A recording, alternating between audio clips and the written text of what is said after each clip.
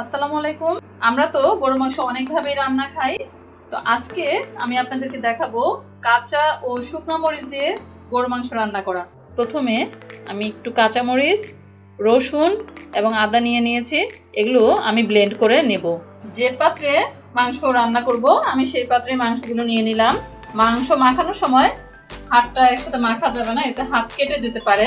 এখন আমি এতে দিয়ে দেব বেটে রাখা আদা, রসুন এবং কাঁচামরিচ। এখন দিয়ে দেবো এতে লবণ, স্বাদ মতো লবণ দিতে হবে। দিয়ে দেব জিরা বাটা, ধনিয়া বাটা, শুকনা কিছু মশলা দেব। কালো এলাচ একটা দিলাম, সাদা এলাচ, শুকনা মরিচ, দারচিনি, তেজপাতা, সামান্য একটু মেথি, গরম মশলার একটু গুঁড়া, হাফ কাপ পরিমাণ তেল। সব মশলা দেওয়া হয়ে গেলে এখন এগুলোকে ভালো করে মেখে নিতে হবে। মাখানোটা যত সুন্দর হবে রান্নাটাও তত মজা হবে। মাখানোর মধ্যে আমি দিয়ে দিলাম কাবাব চিনি।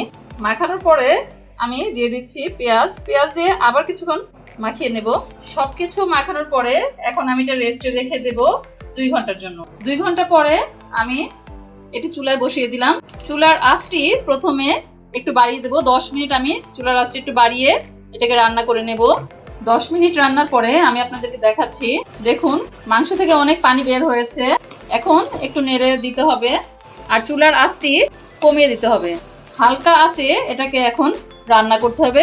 ঢাকনাটি খুলে আমি আবার কিছুক্ষণ নেড়ে দেব। এখন আমি এতে দিয়ে দেব সামান্য পরিমাণ দুধ। দুধটা হাফ কাপের মতন দেওয়ার পরে আমি আবার এটাকে নেড়ে আবার ঢেকে দেব। প্রায় আধা ঘন্টার মতো রান্না করার পরে আমি এখন দিয়ে দিচ্ছি এতে সামান্য পরিমাণ টমেটো সসটি দিয়ে আমি এটাকে নেড়ে আরো প্রায় রান্না করবো অনেকক্ষণ। এভাবে করে রান্না করতে হবে মাংস সিদ্ধ হয়ে আসার আগ পর্যন্ত। আর 5 মিনিটের মতো আমি রান্না করব, তারপর চুলাটি বন্ধ করে দেব। রান্না শেষে গরম গরম আমি পরিবেশন করে দেখাচ্ছি। দেখুন খুব সুন্দর হয়েছে। তৈরি হয়ে গেল কাঁচামরিচ ও শুকনা মরিচ দিয়ে মাংস রান্না।